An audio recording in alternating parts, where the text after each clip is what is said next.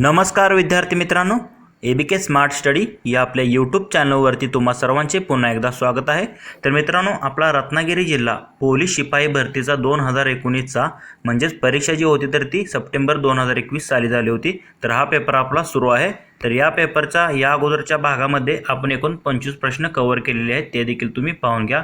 तर त्याच पेपरचा आज आपण इथे भाग 2 म्हणजे पार्ट 2 पाहणार आहोत। तर या पार्ट 2 मध्ये देखील आपण त्याचे पुढचे महत्त्वाचे असे 25 प्रश्न कव्हर करणार आहोत। तर आगामी येणाऱ्या पोलीस भरतीसाठी हे प्रश्न तुम्हाला अत्यंत उपयुक्त ठरतील, त्यामुळे तुम्ही हा व्हिडिओ स्किप न करता पूर्ण पहा व तुमच्या मित्रांना देखील शेअर करा। चला तर आता डायरेक्ट आपण आपल्या प्रश्नांकडे वळूयात। पाहूयात आजच्या या आपल्या रत्नागिरी जिल्हा पोलीस शिपाई भरती या पेपरमधील पार्ट 2 मधील प्रश्न पहिला। तर प्रश्न क्रमांक काय दिलाय? 26 काय दिलेला आहे? पुढीलपैकी सर्वात मोठा अपूर्णांक कोणता? तर आता सर्वात मोठा आपण कसे ठरवतो? ज्याचा छेद जो मोठा आहे, छेद लहान आहे तो सर्वात मोठा असतो। काय असतो? ज्याचा छेद लहान आहे तो मोठा असतो। तर इथे छेद तुम्हाला 14 दिसतोय, इथे छेद 9 दिसत आहे। त्याप्रमाणे इथे ऑप्शन सी मध्ये इथे तुम्हाला 13 दिसतोय, पण ऑप्शन डी मध्ये तुम्हाला 6 छेद दिसतोय, म्हणजे छेद इथे लहान दिसतोय सर्वात। तर इथे जर तुम्ही भाग घालून जर बघितलं तर 6 18 आणि उरतात किती? 1, म्हणजे 1 ला जर परत वर्ण शून्य घेतलं तर 6 1 6, मग ती 3.1 याच्या आसपास हे येतं। तर बाकीच्या जर तुम्ही ह्याच्यात काढलं तर ते 3.1 येत नाही, म्हणजेच हा अपूर्णांक जो आहे तर ऑप्शन डी मध्ये दिलेला 19/6 तर तो दिलेल्या 4 पैकी सर्वात मोठा आहे, म्हणून ऑप्शन डी जे आहे ते आपलं आन्सर असणार आहे। पुढील प्रश्न पाहूयात, प्रश्न क्रमांक 27। तर प्रश्न काय आहे? सरळ रूप द्या। तर इथे काय दिलेलं आहे? 1/48 गुणिले 100 अधिक 1/100 गुणिले 52 वजा 1/52 गुणिले 48। तर ह्याचं आपल्याला सरळ रूप द्यायचं आहे। तर कसं सॉल्व्ह करतो आपण? तर गणितात दिल्याप्रमाणे तुम्ही इथे पाहू शकता। तर हे आपण इथे लिहून घेतलेलं आहे गणित। तर आता इथे तुम्हाला 1/100 आणि इथे 1/100 म्हणजे ते ह्या दोघांमध्ये कॉमन दिसते तुम्हाला, म्हणून आपण काय करणार? 1/100 यातून कॉमन काढलं बाहेर, म्हणजे 1/100 कंसामध्ये काय राहणार? हे 1/48 अधिक हे 1/52 राहणार आणि वजा 1/52 गुणिले 48ला ते आहे, असं आपण लिहून घेऊयात। तर आता 1/100ला 1/100 परत कंस आपण सॉल्व्ह करून घेतला तर इथे तिरकस गुणाकार केला आपण, म्हणजे हे 52 1 52 अधिक 48 1 48 अधिक 48 गुणिले 52 जर गुणाकार केला तर तो 2496 येतो, म्हणजे हा छेद समान करून घेतला आणि वजा परत 48 गुणिले 52 किती गुणाकार येतो? 1/2496, म्हणजे हे सेमच येईल। परत काय येणार? 1/100ला 1/100 कंसामध्ये काय होणार? तर 52 आणि 48 काय होतं? 100 होतं, भागिले 2496 वजा 1/2496। तर आता हे 100ला हे 100 कट होईल, राहील काय? इथे 1/2496 राहील आणि हे 1/2496 राहील। म्हणजे दोघातून हे समानच आहे, म्हणजे एकमेकातून गेल्यामुळे काय राहणार? तर हे 0 राहणार, म्हणजे आपला आन्सर काय असणार आहे? तर याचं 0 येईल। तर इथे ऑप्शन बी मध्ये दिले तुम्ही पाहू शकता, तर याचा आन्सर काय असणार आहे? तर ते 0 असणार आहे।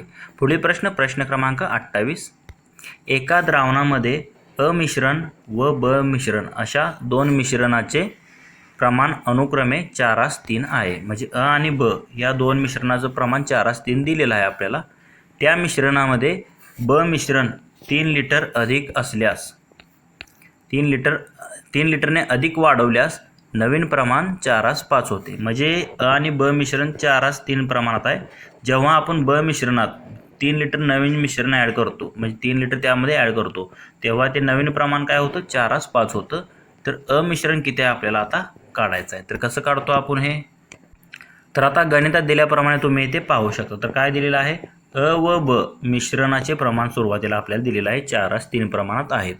तर आता ते x प्रमाणात आहे असं आपण मानूया, म्हणजे अ चा काय येणार आहे?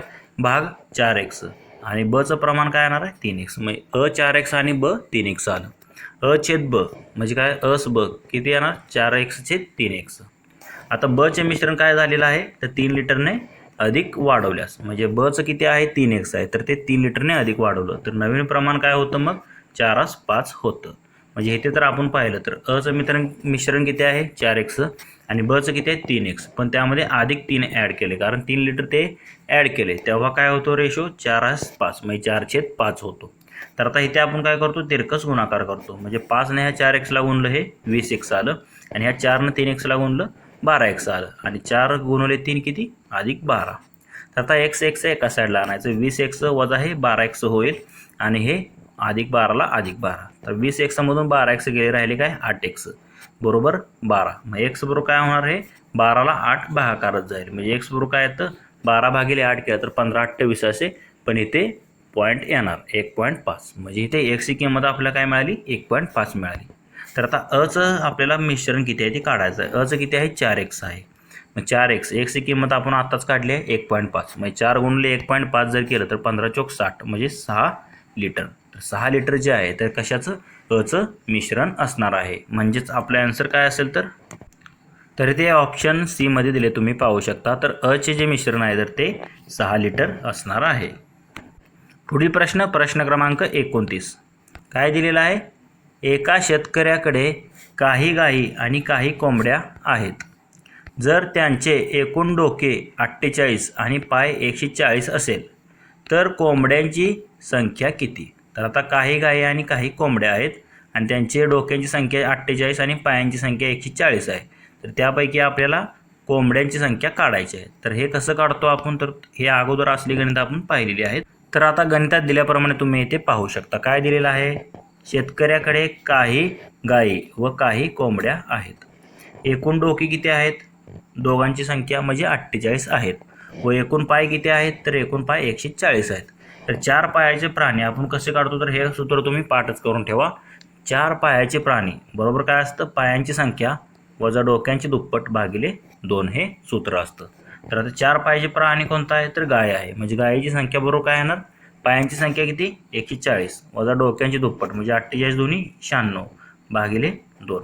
140 मधून 96 गेले, राहिले किती 44. 44 भागिले 2 म्हणजे किती आलं 22. म्हणजे गायीची संख्या आपल्याला 22 आली. तर आपल्याला कोंबड्यांची संख्या काढायची आहे. तर दोघांची मिळून डोके किती आहेत, 48 आहेत. मग कोंबड्यांची संख्या काय असणार आहे, तर ह्या 48 मधून ह्या गायीची संख्या 22 वजा करावं लागेल. म्हणजे 48 मधून 22 गेले, राहिले किती 26. म्हणजे 26 जे आहेत तर ते कोंबड्या असणार आहेत आणि 22 जे आहेत तर त्या गायी असणार आहे. म्हणजेच आपला आन्सर काय असेल, तर इथे तुम्ही पाहू शकता ऑप्शन डी मध्ये दिलेला आहे. तर कोंबड्यांची संख्या काढायची होती तर ती किती आहे, 26 आहे. पुढील प्रश्न, प्रश्न क्रमांक 30. 12 आणि 30चे तृतीय प्रमाणपद काढा. तर आता तृतीय प्रमाणपद हे तुम्हाला माहीत असणं गरजेचं आहे, तर ते आपल्याला काढायचं आहे. तर आता गणितात दिल्याप्रमाणे तुम्ही पाहू शकता. तर आपल्याला 12 व 30चं तृतीय प्रमाणपद काढायचं आहे. म्हणजे 12 30 असतं आणि तिसरी संख्या काय असते, x. म्हणजे तिसरं पद हे काढायचं आहे. 12 30 x. म्हणजे काय करतो आपण, मधल्या संख्येचा वर्ग बरोबर इतर दोघांचा गुणाकार, म्हणजे 30चा वर्ग बरोबर 12x असं आपण लिहितो. किंवा 12/30 बरोबर 30/x आणि यांचा तिरकस जर गुणाकार केला तर मधल्याचा वर्ग येतो. आणि हे 12x बरोबर 30 × 30 900 येतं. म्हणजे x बरोबर काय येणार आहे, 900 भागिले हे 12 भागाकारात जाईल. 12 सती 84 उरले 6 वरून घेतले 0, 12×5 60. म्हणजे आपल्याला काय मिळाली, xची किंमत मिळाली. किती आली, 75. म्हणजे 12 व 30चे तृतीय पद काय असणार आहे, तर ते 75 असणार आहे. तर 75 कशामध्ये दिले, तर इथे ऑप्शन ए मध्येच दिले, तुम्ही पाहू शकता. तर 12 आणि 30चे तृतीय प्रमाणपद काय असणार आहे, तर ते 75 असणार आहे. पुढील प्रश्न, प्रश्न क्रमांक 31. एका व्यक्तीला 8 आंबे खरेदी करण्यासाठी 20 रुपये द्यावे लागतात. तर 1.5 डझन आंबे घेण्यासाठी किती रुपये द्यावे लागतील. तर आता 8 आंब्यासाठी त्याला किती रुपये लागतात, 20 रुपये लागतात. म्हणजे 8 आंब्याला जर इथे 20 लिहिलं आपण, 20 रुपये लागतात. तर आपल्याला 1.5 डझन, आता एका डझनमध्ये 12 असतात, 1.5 डझन म्हणजे काय, 12 आणि 6 18. तर 18 आंब्याची किंमत आपल्याला काढायची आहे. तर तिरकस गुणाकार जर केला तर काय होतं, 20 गुणिले 18, 18 दोन्ही 36 म्हणजे 360 होतं. आणि हे 8 जे आहे तर इकडे भागाकारात जातं. म्हणजे 360 भागिले 8 जर केलं तर 8 चोक 32 उरले 4, 8×5 40, किती आलं 45. म्हणजे 8 आंब्याची जर खरेदी करण्यासाठी 20 रुपये लागत असतील तर 1.5 डझन आंबे खरेदी करण्यासाठी आपल्याला 45 रुपये लागणार आहेत. तर हे ऑप्शन सी मध्ये दिले, तुम्ही पाहू शकता. तेच आपलं आन्सर असणार आहे 45 रुपये. पुढील प्रश्न, 0.4 अधिक 1/0.4 बरोबर किती. तर आता 1/0.4 जर केलं तर ते किती येतं, म्हणजे त्याला आपण कसं लिहू शकतो, 10/4 असं लिहू शकतो. म्हणजे 10ला जर 4 भागला तर 4 दोन्ही 8 उरले 2, 4×5 20 म्हणजे 2.5 येतं. म्हणजे 1/0.4 हे किती आलं, 2.5 आलं. आणि हे 2.5 अधिक हे 0.4 किती येतं, 2.9 येतं. म्हणजे साधं सिंपल आहे, 2.9 याचा आन्सर येणार आहे. तर कशामध्ये दिले, तर इथे तुम्ही पाहू शकता तर ऑप्शन सी मध्ये दिलेला आहे 2.9. त्याचं आपलं ॲन्सर असणार आहे 2.9. तर काय दिलेलं आहे इथे 15, 12, 18, 24 व एक्सची सरासरी जर 20 आहे तर एक्सची किंमत किती. तर आपल्याला एक्सची किंमत काढायची आहे. मग एक्सच्या जागी कोणती संख्या येईल ते काढायचं आहे. तर आता गणितात काय काय दिलेलं आहे आपल्याला 15, 12, 18, 24 आणि एक्सची सरासरी 20 दिलेली आहे. तर यांची सरासरी म्हणजे काय या सर्वांची बेरीज काय येणार 15, 12, 18, 24 एक्स भागिले 5 बरोबर काय 20. म्हणजे 69 ह्यांची बेरीज जर केली 15, 12, 18 आणि 24 तर ती 69 येते. अधिक एक्सला अधिक एक्स बरोबर हे 20 हे 100 होणार कारण 5 जे आहे तर ते तिकडे जाणार. सरासरी म्हणजे काय दिलेल्या संख्येची बेरीज भागिले एकूण संख्या. एकूण संख्या 5 आहे म्हणून आपण इथे 5ने भागलं. तर 69 अधिक एक्स बरोबर 100 आलं. एक्स बरोबर काय होणार 100 वजा 69 म्हणजे किती 31. म्हणजे आपल्याला एक्स ही किंमत काढायची. तर एक्स या जागी कोणती संख्या असणार आहे तर ती 31 असणार आहे. म्हणजे तर 31 जे आहे तर ते ऑप्शन डी मध्ये दिले तुम्ही पाहू शकता. तर तेच आपलं ॲन्सर असणार आहे 31. पुढील प्रश्न पाहूयात. प्रश्न क्रमांक 34. दोन संख्यांपैकी पहिली संख्या ही दुसरी संख्येपेक्षा 4ने लहान आहे. जर पहिल्या संख्येचे दुसऱ्या संख्येशी असलेले गुणोत्तर 3/5 म्हणजे 3/5 आहे तर त्या संख्या कोणत्या. आता पहिली संख्या आणि दुसरी संख्या यामध्ये काय आहे तर दुसऱ्या संख्येपेक्षा 4ने लहान आहे. म्हणजे दोघांमध्ये 4चा फरक असला पाहिजे. आणि त्यांचा रेशो किती दिला आहे त्यांनी तर इथे तुम्ही पाहू शकता तर 3:5 असा रेशो पाहिजे. तर इथे जर पर्यायावरून जर आपण काढलं तर 6/10. आता 6 आणि 10 मध्ये 4चा फरक आहे.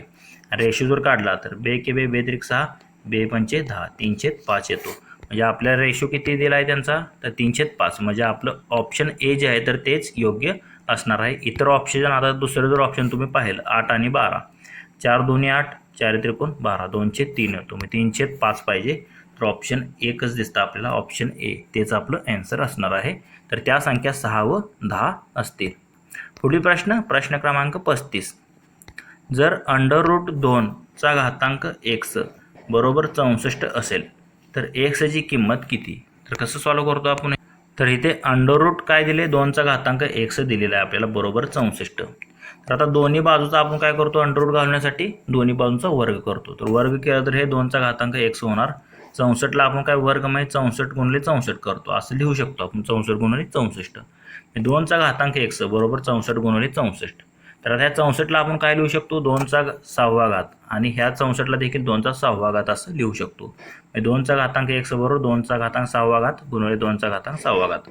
2चा घातांक x बरोबर ह्या आता मधलं चिन्ह गुणाकार आहे पाया समान आहे तर घातांकाची आपण काय करतो बेरीज करतो. म्हणजे हे 2चा घातांक 6 अधिक 6 म्हणजे किती होणार आहे तर 12 होणार आहे. म्हणजे 2चा घातांक x बरोबर 2चा घातांक 12 म्हणजे हे x बरोबर काय असणार आहे तर हे 12 असणार आहे. म्हणजे तेच आपल्याला काढायचं होतं. तर एक्सची किंमत काढायची होती तर ती किती आली तर ती 12 असणार आहे.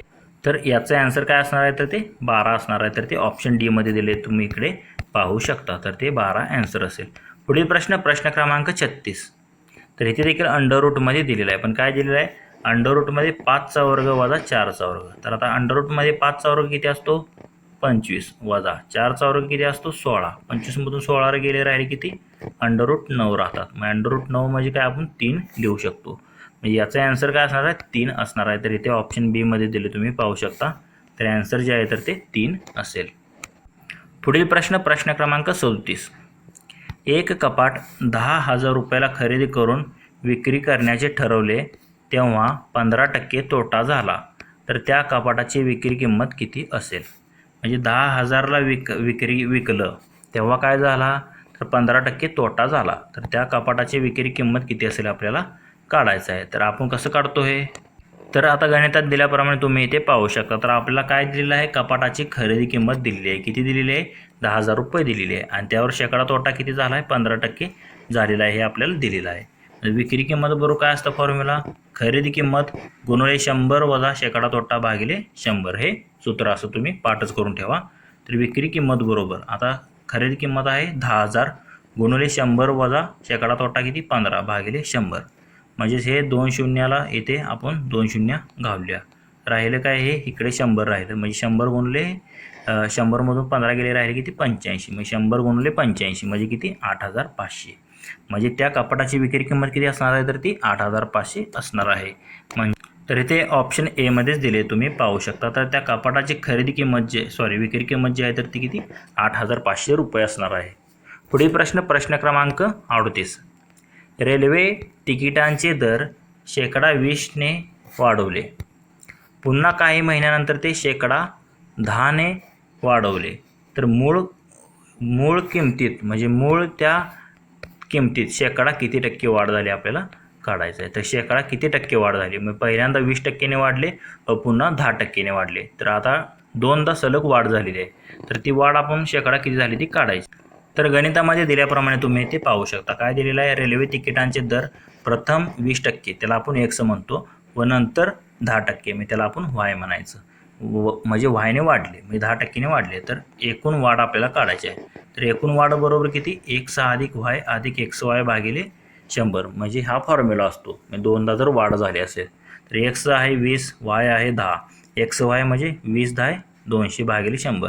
तर ह्या 2 शून्याला 2 शून्य गेल्या, राहिल्या किती 2 राहिलं, आणि हे 20 आणि 10 किती 30, आणि हे 2 किती 32. म्हणजे एकूण वाढ किती झाली आहे तर या तिकिटामध्ये, तर ती 32% वाढ झालेली आहे. म्हणजेच आपला आन्सर काय असेल तर इथे ऑप्शन सी मध्ये दिले, तुम्ही पाहू शकता. तर एकूण वाढ जी आहे तर त्या रेल्वे तिकिटामध्ये 32% होईल. पुढील प्रश्न क्रमांक 39. रुपये 200च्या वस्तूची किंमत 20%ने वाढवली, नंतर ही वाढलेली किंमत 20%ने कमी केली. म्हणजे पहिल्यांदा 20%ने वाढवली वर परत पुन्हा जी वाढलेली किंमत आहे ती 20%ने कमी केली. तर त्या वस्तूची शेवटची किंमत तिच्या मूळ किमतीपेक्षा कितीने कमी किंवा जास्त असेल. तर आता एकूण वाढ झाली का घट झाली हे अगोदर आपल्याला काढावं लागेल, आणि त्याची तुलना आपल्याला त्या वस्तूच्या किमतीशी करावी लागेल. तर कसं सॉल्व्ह करतो आपण, तर गणितात दिल्याप्रमाणे तुम्ही इथे पाहू शकता. काय दिलेलं आहे, वस्तूची किंमत किती आहे 200 रुपये आहे.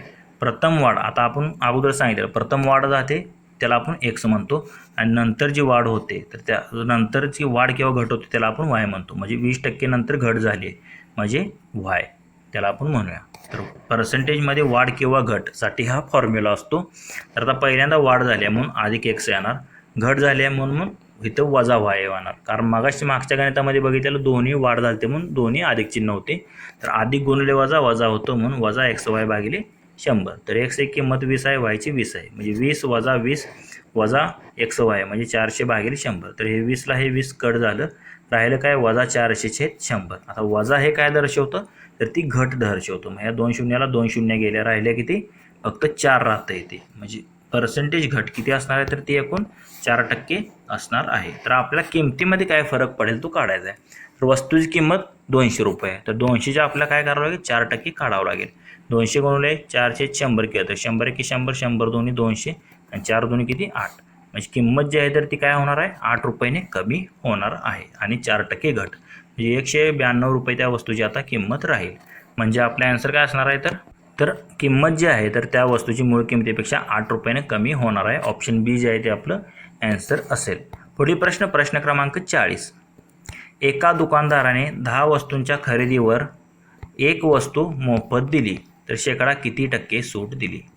म्हणजे 10 वस्तू घेतल्या का तो एक वस्तू तुम्हाला मोफत देतो, तर त्याने आपल्याला एकूण सूट किती दिली आहे ती आपल्याला काढायची आहे. मी किती टक्के सूट दिली, तर कसं काढतो आपण हे, तर आता गणितात दिल्याप्रमाणे तुम्ही ते पाहू शकता. काय दिलेलं आहे, 10 वस्तूच्या खरेदी किमतीवर आपल्याला काय एक वस्तू मोफत मिळते. म्हणजे एका वस्तूची किंमत 1 रुपये जर असेल, म्हणजे 10 रुपयाला तुम्हाला काय मिळतंय तर एक वस्तू, म्हणजे 1 रुपये तुमचा फायदा होतो, सूट होते.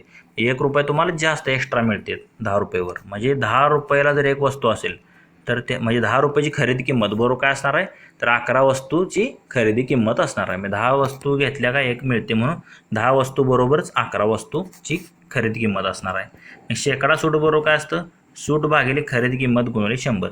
तर आता सूट म्हणजे आपल्याला इथे काय एक वस्तू मोफत मिळेल आहे, म्हणून आपण जर 1 रुपये किंमत मानली तर 1 येणार त्याची किंमत.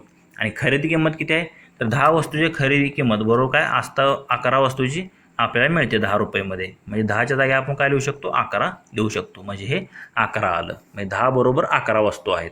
1/11 गुणिले हे 100 म्हणजे काय आलं 100/11. यांचं जर आपण जर भागाकार घालवला तर तो काय येतो 9.1/11 येतो. तर 10 वस्तूंच्या खरेदीवर आपल्याला काय मिळाले एक वस्तू मोफत मिळाले, म्हणून आपण 1/11 केलं आणि गुणिले 100 म्हणजे काय आलं 100/11 जी आहे तर ती एकूण सूट असणार आहे. म्हणजेच तर ते ऑप्शन एमध्ये दिले तुम्ही पाहू शकता. तर 100/11 जी आहे तर त्या वस्तूची एकूण शेकडा सूट असणार आहे. तसेच मित्रांनो, तुम्हाला जर या पेपरची PDF हवी असेल फ्रीमध्ये तर आपले टेलिग्राम चॅनलसुद्धा आहे. त्याची लिंक जी आहे तर ती तुम्हाला डिस्क्रिप्शनमध्ये भेटून जाईल. तिथे तुम्ही हे टेलिग्राम चॅनल जॉईन करून याची PDF फ्रीमध्ये मिळवू शकता. पुढील प्रश्न काय आहे? प्रश्न क्रमांक 41. तर इथे काय दिलेलं आहे? A बरोबर 63, B बरोबर 18. तर अंडररूटमध्ये A अधिक B कंसाचा वर्ग बरोबर किती? तर कसं सॉल्व करतो आपण हे? तर आता जिथे A अधिक B आहे तर तिथे काय ठेवायचं? A ची किंमत काय ठेवायची? 63 आणि B ची 18. म्हणजे इथे A अधिक B कंसात आहे. मग 63 आणि 18 किती होतात? तर ते 81 होतात आणि हे 81चा बाहेर कंसाचा वर्ग दिलेला आहे. आता हेच अंडररूटमध्ये असल्यामुळे हे अंडररूट आणि हे दोन काय होणार? कट होणार. राहतं काय फक्त तर इथे 81 राहतं. म्हणजे साधं सिंपल तुम्हाला दिलेलं काय कॅल्क्युलेशन करायची गरज नाही. तर इथे 81 कशामध्ये दिले? ऑप्शन बी मध्ये दिलेलं आहे. मग याचं योग्य आन्सर काय असेल तर ते 81 असणार आहे. पुढील प्रश्न पाहूयात. प्रश्न क्रमांक 42. तर आता इथे काय दिलं आहे? क्यूब रूट काढायचं आहे आपल्याला. म्हणजे इथे घनमूळ काढायचं आहे 24,389चं. तर यासाठी एक शॉर्ट ट्रिक आहे. तर शेवटचा अंक बघायचा 9. तर आता 9 जो आहे तर 1 ते 9 पर्यंत तुम्ही घन करा. तर त्यांचा शेवटचा अंक कोणता आहे? तो 9. तर इथे तुम्ही जर 9चा घन केला तर तो किती येतो?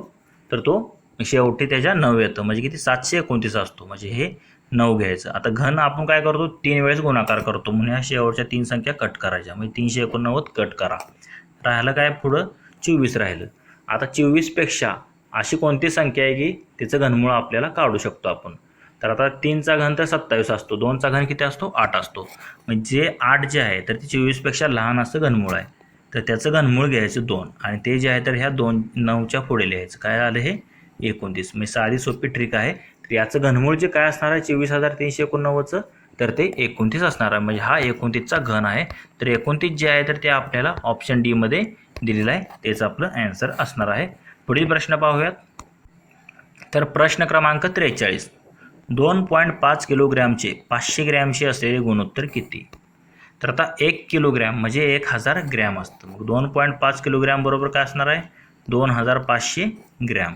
हे 500 ग्रॅमचे गुणोत्तर काढायचं भागिले 500. 2 शून्याला 2 शून्य गेले. राहिले काय? 25 भागिले 5.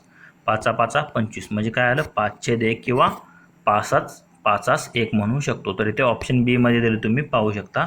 तर 2.5 किलोग्रॅमचे 500 ग्रॅमची 5/1 हे गुणोत्तर असणार आहे. ऑप्शन बी जे आहे ते आपलं आन्सर असेल. पुढील प्रश्न क्रमांक 44. तर आता इथे काय दिलेलं आहे? तर कंसामध्ये 2चा घातांक 4 कंस पूर्ण परत मोठ्या कंसा परत त्यांचा घातांक 1/2 परत कंस पूर्ण परत त्यांचा घातांक 1 बरोबर 256 दिले. तर 1 बरोबर किती? तर कसं सॉल्व करतो आपण हे? तर गणितात दिल्याप्रमाणे तुम्ही इथे पाहू शकता. तर इथे याप्रमाणे आपण हे गणित लिहून घेतलेलं आहे.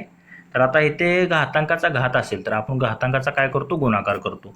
2चा घातांक 4 परत त्याचा घातांक 1/2 4 गुणिले 1/2 परत त्याचा घातांक x. 4 गुणिले 1/2 गुणिले x. तर हे बे के बे 2 4 होणार आणि 2 गुणिले x काय होणार? 2x होणार. म्हणजे इथे काय राहिलं? 2चा घातांक 2x बरोबर आहे 256ला 256. तर आता हे 256ला आपल्याला 2च्या घातांकामध्ये रूपांतरित करायचं आहे. म्हणजे 2चा घातांक x बरोबर 2x बरोबर 256. तर 256ला आपण काय लिहू शकतो? तर तो 2चा 8वा घात आहे. 2चा 5 32, 2चा 6 64, 2चा 7 128 आणि 2चा 8 256. मग इथे 2चा घातांक 8 बरोबर 2चा घातांक 2x आलं. तर पाया समान आहे म्हणून घातांक देखील समान असतात. म्हणजे 2x बरोबर 8 असं आपण लिहू शकतो. मग x बरोबर काय असणार आहे? हे 2 इकडे 8ला भागाकारात झाले. म्हणजे x बरोबर 8/2 बे के बे 8. म्हणजे x ची किंमत काय आली?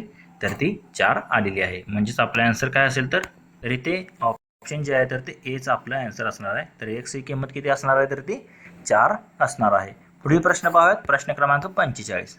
तर इथे देखील आपल्याला सिम्प्लिफिकेशन दिलेलं आहे.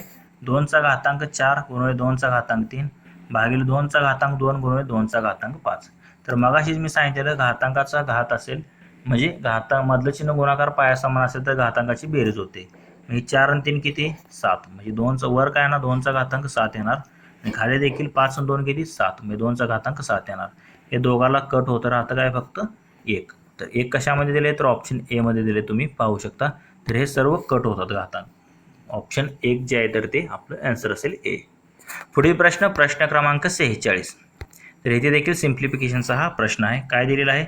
0.7a वजा 0.42a बरोबर 5.6. तर ए बरोबर किती? तर आपल्याला इथे आता एची किंमत काढायची आहे.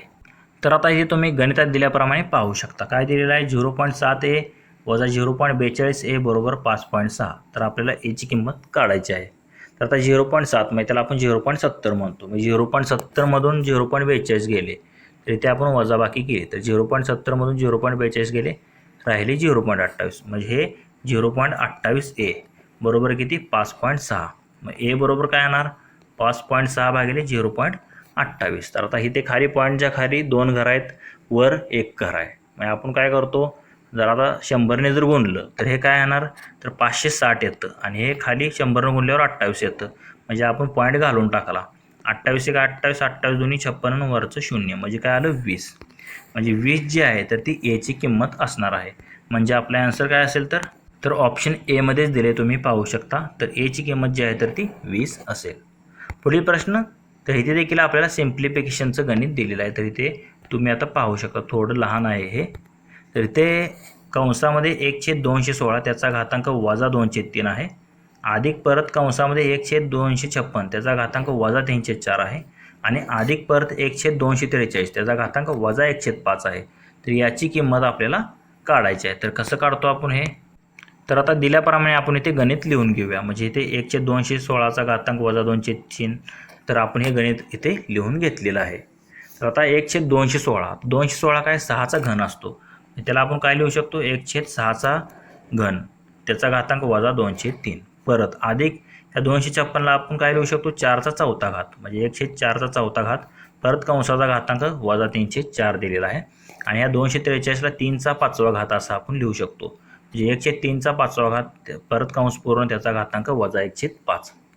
तर आता हे खाली 6चा घातांक 1/6चा घातांक 3ला जर आपण वर नेलं तर तो काय होतो? 6चा घातांक वजा 3 आणि हे घातांकाचा घात म्हणजे त्याचा गुणाकार झाला म्हणजे गुणले वजा 2/3 अधिक हे 4चा घातांक खाली 1/4चा घातांक 4 आहे, वर गेल्यावर 4चा घातांक वजा 4 होईल आणि हे परत घातांक वजा 3/4 आहे म्हणून गुणले वजा 3/4 अधिक हे 3चा घातांक खाली 1/3चा घातांक 5 आहे, वर गेल्यावर 3चा घातांक वजा 5 होईल गुणले वजा 1/5. तर आता इथे वजा 3ला हे 3 गेलं, त्याप्रमाणे 4ला हे 4 गेलं आणि 5ला 5 गेलं. पण इथे वजा वजा काय होतं? वजा गुणले वजा अधिक होतं. म्हणजे 6चा घातांक इथे काय येणार? 2 येणार. परत इथे 4ला 4 कट केलं, इथे 3 राहिलं म्हणजे 4चा घातांक 3 आणि इथे 5ला 5 गेलं, राहिलं काय? फक्त 1 म्हणजे 3चा घातांक 1 राहिलं. म्हणजे 6चा वर्ग 36 अधिक 4चा घन 64 आणि 3चा घातांक 1 म्हणजे 3. यांची जर बेरीज केली 36 आणि 64 100 आणि 100 आणि 3 किती? 103. म्हणजे याचं जे आन्सर आहे तर ते किती येणार आहे? तर ते 103 येईल. तर ते जे आहे तर ते आन्सर ऑप्शन डी मध्ये दिले, तुम्ही पाहू शकता. 103 जे आहे तर ते याचं योग्य आन्सर असणार आहे. पुढील प्रश्न क्रमांक 48. 500चे 20% अधिक 280चे 30% वजा 400चे 10% बरोबर किती? तर आपल्याला काय काय दिलेलं आहे? 500चे 20% अधिक 280चे 30% वजा 400चे 10% करायचं आहे. तर आता गणितात दिल्याप्रमाणे आपण लिहून घेतलं. 500चे 20% अधिक 280चे 30% वजा 400चे 10%. आता 500चे 20% म्हणजे 500 गुणिले 20/100. तर हे 2 शून्याला 2 शून्य गेले, 20/5 100 राहिले. पर 280 गुणिले 30% म्हणजे 30/100. ह्या 2 शून्याला 2 शून्य गेले, 28 तरी किती? 84 वजा 400 10% म्हणजे किती? तर 40 म्हणजे वजा 40. 100 अधिक 84 किती? 184 आणि हे वजा 40 म्हणजे 184 मधून 40 गेले, राहिले किती? 144. म्हणजे याचा आन्सर काय असणार तर ते 144 असेल. तर हे जे आन्सर आहे तर ते ऑप्शन बी मध्ये दिले, तुम्ही पाहू शकता. तर 144. पुढील प्रश्न क्रमांक 49. 72 या संख्येच्या किती टक्के बरोबर 9 आहे? तर आता 72च्या किती टक्के म्हणजे आपण जर 100% मानलं तर काय येईल? 72 गुणिले 100% 100/100 बरोबर 9. तर आता मग हे x बरोबर काय होणार? हे 100 तिकडे गुणाकार जाईल, मग 100 गुणिले 9 किती होणार? 900 होणार आणि 900 भागिले हे काय होणार? 72 होणार. म्हणजे 900 भागिले 72 बरोबर x आलं. तर इथे 9ने भाग घालवला आपण, 18ने भाग घालू, 18 ते 18 चौक 72, 18 पंचे 90 18 0 0 50 भागिले हे किती 4 आलं. परत 4 नंतर भाग घालवला तर किती येतं 4 एक्के 4 उरले 1 वरून घेतले तर 4 दोन्ही 8 म्हणजे किती येतं 12.5 येतं. म्हणजे 12.5%. 72च्या या संख्येच्या किती टक्के बरोबर 9 आहे तर ते 12.5% बरोबर 9 आहे. म्हणून ऑप्शन ए जे आहे ते आपलं ॲन्सर असणार आहे. पुढील प्रश्न क्रमांक 50. 15 सायकलची खरेदी किंमत 25 सायकलच्या विक्री किमती एवढी असेल तर किती टक्के तोटा होईल.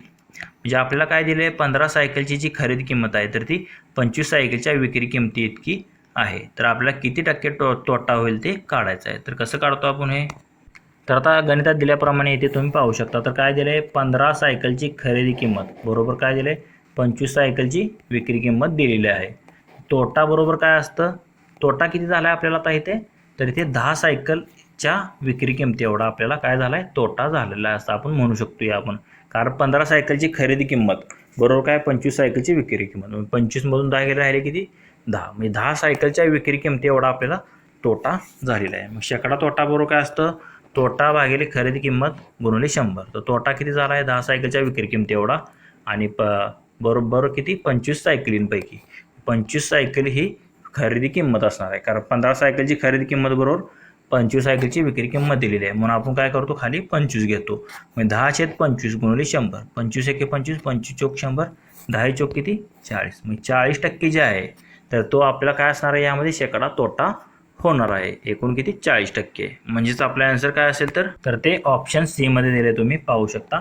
तर एकूण 40% जे आहे तो या व्यवहारामध्ये तोटा होईल. म्हणजे 15 सायकलची खरेदी किंमत 25 सायकलच्या विक्री किमती इतकी असेल तर एकूण तोटा जो आहे तर तो 40% होईल. तर मित्रांनो आपला जो पोलीस भरतीचा रत्नागिरी जिल्हा पोलीसचा 2019चा पेपर चालू आहे. तर या पेपरचा आज आपण इथे पार्ट 2 पाहिलेला आहे ज्यामध्ये आपण त्याचे महत्त्वाचे असे 25 प्रश्न स्पष्टीकरणासहित पाहिलेले आहेत. जर तुम्हाला या प्रश्नांमध्ये कोणती शंका वाटत असेल तर कमेंट करून नक्कीच कळवा.